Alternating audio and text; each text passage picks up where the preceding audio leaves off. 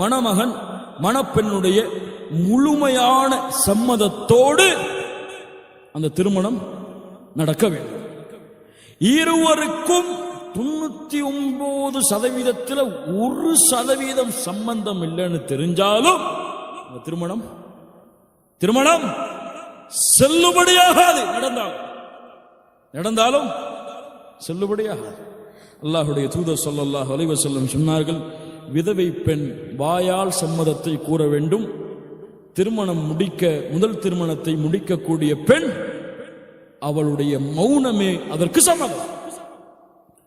விதவை பெண் சம்மதமா என்று கேட்கப்பட்டால் ரதைத்து பொருந்திக் கொண்டேன், கபில்து ஏற்றுக்கொண்டேன் என்று வாயால் சொல்ல வேண்டும். திருமணம் முடிக்காத பெண்ணாக இருந்தால் அந்த பெண் வெட்கப்படுவாள். அதனால் மௌனமே அதற்கு சம்மதம்தான். எப்படி மௌனத்தை வைத்து சம்மதிப்பது?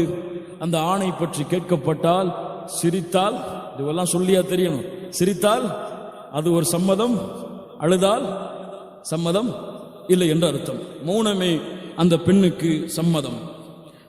ஆனால் அந்த பெண் சம்மதிக்கவில்லை என்றால், நாம் பார்க்கிறோம் மாப்பிள்ளையை தான் நீ கட்டணும், உனக்கு என்ன, நீனா மாப்பிள்ளை பார்த்து நீனா கல்யாணம் பண்ணு, அப்பெல்லாம் நாங்கெல்லாம் எதுக்கு? இப்படியெல்லாம் அந்த பெண்ணின் மீது தன் விருப்பத்தை திணிப்பது ஹராம். ஹன்சா பின்த் ஹிதாம் அல் அன்சாரியா, இந்த பெண் அல்லாஹ்வுடைய தூதரிடத்திலே வந்தார்கள். அல்லாஹ்வுடைய தூதரே, நான் பெண்ணாக திருமணம் முடிக்க இருந்த பொழுது ஒரு ஆண் எனக்கு பேசப்பட்டார். ஆனால் அந்த ஆணை நான் வெறுத்தேன். அல்லாஹ்வுடைய தூதர் ஸல்லல்லாஹு அலைஹி வஸல்லம் சொன்னார்கள், அப்படியா? ஃபரத்த நிகாஹஹா, அந்த பெண்ணுடைய நிக்காஹை அல்லாஹ்வுடைய தூதர் ரத்து செய்தார்கள். அந்த பெண்ணின் சம்மதம் இல்லாமல் நடத்தப்பட்ட திருமணமாக இருந்த காரணத்தால் அந்த நிக்காஹ் ரத்து செய்யப்பட்டது. எந்த ஒரு தலாக்கும் இல்லாமல், ஹுலாவும் இல்லாமல். அதே நேரத்திலேயே முடிவடையும். யாரு கேட்கிறா இன்னைக்கு சம்மதம்லாம்? ஏன் பொண்ணை பத்தி எனக்கு தெரியும், ஏன் பொண்ணு மனசை நான் அறிவேன், ஏன் பொண்ணு நான் சொன்னா எதையும் பேச மாட்டா,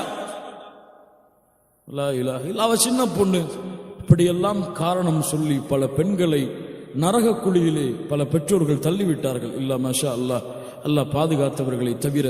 விரும்பாத வாழ்க்கையை கொண்டு நாளுக்கு நாள் சிரமத்தையும் கஷ்டத்தையும் அனுபவித்து கடைசியிலே அது தலாக்கிலே வந்து முஸ்லிம் சமூகத்திலே முடிவடைகிறது. ஒரு பெண்ணின் சம்மதம் இல்லாமல் ஒரு கடுகளவு விருப்பம் இல்லை என்றாலும் கூட அந்த நிக்காஹை நிறுத்துவது பெற்றோர்களின் கடமை. ஆனால் இதையெல்லாம் சான்ஸா வச்சுக்கொண்டு மார்க்கமும் அறியாத, ஒன்றும் அறியாத ஒரு மணமகனை மனதிலே வைத்துக் கொண்டு நாடகத்தை பார்த்து, பாலிவுட்டையும் ஹாலிவுட்டையும் பார்த்து, என் மணப்பெண் என் மணமகன் இப்படித்தான் இருக்க வேண்டும் என்று முடிவெடுத்து மனசுல ஒருத்தனை வச்சுக்கொண்டு ஒரு மார்க்கம் உள்ள ஒரு மணமகன் சொல்லப்படும் பொழுது பெற்றோர்களால் மறுக்கப்பட்டால் அந்த பெண்ணுடைய விருப்பம் ஏற்றுக்கொள்ளப்பட வேண்டும் என்ற அவசியம் கிடையாது. சட்டத்தை புரிஞ்சுக்கணும். ஷேக் உசைமின் ரஹிமஹுல்லா தங்களுடைய நிக்காஹுடைய பாடத்தில் இந்த சட்டத்தை கொண்டு வருகிறார்கள். ஆனால் செல்வத்திற்காக, வசதிக்காக அந்த பெண் தேர்ந்தெடுத்த மணமகன் மார்க்கம் உள்ளவனாக, குணமுள்ளவனாக இருந்தும் மறுத்தால் நாளை மறுமையில் அல்லாஹ்விற்கு முன்னால் மிகப்பெரிய குற்றவாளிகள் பெற்றோர்கள். அல்லாஹ் பாதுகாப்பான. 2 எக்ஸிபிஷன் இன்னைக்கு சமூகத்தில் நடக்கு.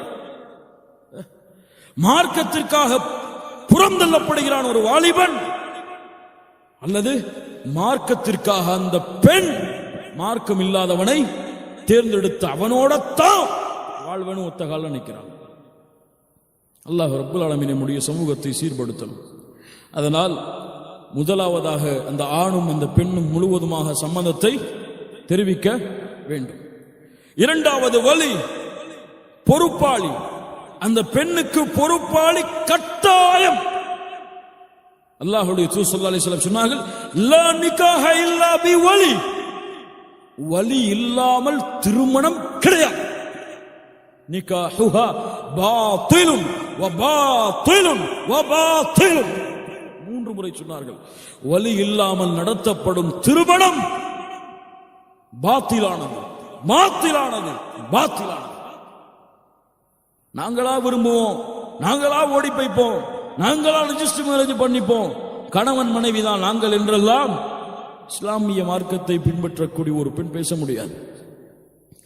அந்த பெண்ணுடைய பொறுப்பாளி ஆணுடைய தந்தையுடைய, அந்த பெண்ணுடைய தந்தையுடைய வரிசையில் வரக்கூடிய யாராக இருந்தாலும் அவங்களெல்லாம் வலி. அந்த பெண்ணுடைய தாயுடைய வரிசையில வலி வராது. தாயுடைய அண்ணன் தம்பி இவர்கள் எல்லாம் வலியாக முடியாது. தந்தையுடைய அந்தஸ்தில் தான் அவர்களுடைய குடும்பத்தை கொண்டுதான் வலி வரும். அல்லது தந்தையே வேறு யாராவது குடும்பத்தில் உள்ளவரை வலியாக உயிரோடு இருக்கும் பொழுது நியமித்தால் கூட, ஆனால் வலி என்பது கட்டாயம். அல்லது இஸ்லாமை ஏற்ற பெண்ணாக இருக்கிறாள், முஸ்லிம் இல்லாதவர்களை வலியாக்க முடியாது என்றால் அந்த ஊருடைய தலைவர் அல்லது அந்த இஸ்லாமிய கோர்ட்டுடைய நீதிபதி அந்த பெண்ணுக்கு வலியாகுவார். அது இல்லாமல், வலி இல்லாமல் திருமணம் நடந்தால் அது திருமணம் கிடையாது. வலிதான் அல்லாஹ்விடத்திலே பொறுப்பாளி. அல்லாஹ் குல்லுக்கும் ராயின் வ குல்லு ராயின் யஸ்அலு அன் மஸ்ஊலத்திஹ். ஒவ்வொருவரும் பொறுப்பாளிகள், அவரவர்களின் பொறுப்புகளை குறித்து மறுமையிலே விசாரிக்கப்பட வேண்டும். மார்க்கம் உள்ள ஒரு பெண்ணுக்கு மார்க்கம் இல்லாத ஒரு ஆணை திருமணம் முடித்து கொடுத்தால் மறுமையில் அல்லாஹ் அவங்களை நிறுத்துறதுக்கு முன்னாடி உங்களை தான் நிறுத்தும், விட மாட்டான். அந்த பெண்ணுடைய ஈமானை குழி தோண்டு புதைத்ததற்கு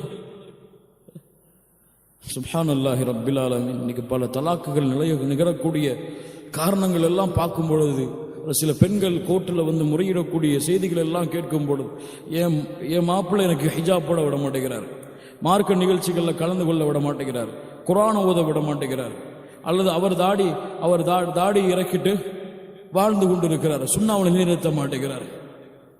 இருக்குதா இல்லையா? என் வாலிப பெண்களுக்கு நான் செய்யக்கூடிய மிக முக்கியமான அறிவுரை, தாடி இல்லாம யாராவது பெண் கேட்டு உங்களிடத்திலே வந்தால், எவ்வளவு எதிர்ப்பு வந்தாலும் அந்த ஆணை திருமணம் முடிக்காது. அல்லாஹ்வுடைய தூதருடைய சுன்னாவை கேவலமாக நினைத்து வலித்து வருபவன் எல்லாம் ஒரு தொழுகை உள்ள ஹிஜாபை பேணக்கூடிய ஒரு பெண்ணுக்கு தகுதி உள்ளவரா?